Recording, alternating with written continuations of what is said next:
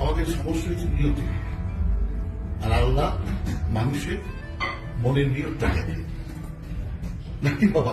মানে আমার অনেক কিছু আমার কর্মকাণ্ড দেখা যায়, কিন্তু আমার নিয়তটা কিন্তু দেখা যায় না।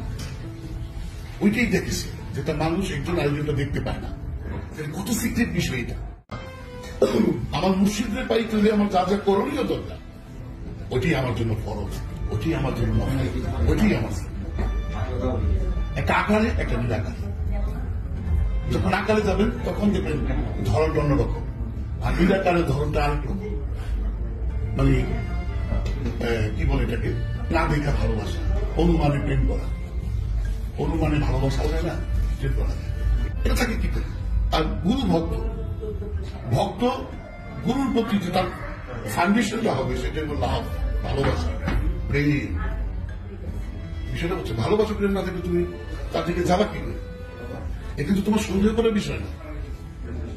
আমি দুনিয়া পাইলাম কি পাইলাম না, আমি আল্লাহ পাইলাম কি পাইলাম না, এটা তোমার নিয়তের উপরে। তোমার নিয়ত এক জায়গায় স্থির করো, দুনিয়ার দিকে করো, আল্লাহ দিকে করো। আমাদের সমস্যা হচ্ছে নিয়তি, আর আল্লাহ মানুষের মনের নিয়তটা দেখে নাকি বাবা। মানে আমার অনেক কিছু আমার কর্মকাণ্ড দেখা যায়, কিন্তু আমার নিয়তটা কিন্তু দেখা যায় না। ওইটাই দেখেছি যেটা মানুষ একজন আরেকজনটা দেখতে পায় না। কত সিক্রেট বিষয় এটা। এই আমার নিয়তটা যে আমি ভাট করে পোল্ট্রি দিতেছে একটা পরে যা, আমার নিয়ত যে একটা পোল্ট্রি দিতেছে, বিশেষ সিক্রেট বিষয় না। এরকম সিক্রেট বিষয় কেউ জানে না, শুধু আমি জানি আমি পোল্ট্রি দিয়ে সিক্রেট দিইনি। আর এইটাই দেখে আমার মুর্শিদ।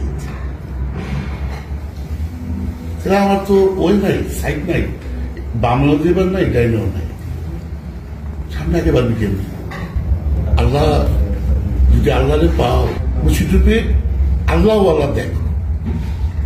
আল্লাহ বললাম একটু শরীর দিয়া, এতে তার রূপে তাকে দেখতে হবে। তোমার পরিবার, হ্যাঁ, তোমার ছেলে মেয়ে, তোমার ওয়াইফ, তাদের চেয়ে বেশি ভালোবাসতে হবে আপন কথাটা বলছো। আল্লাহ কি খুব সহজেই পাওয়া যায়?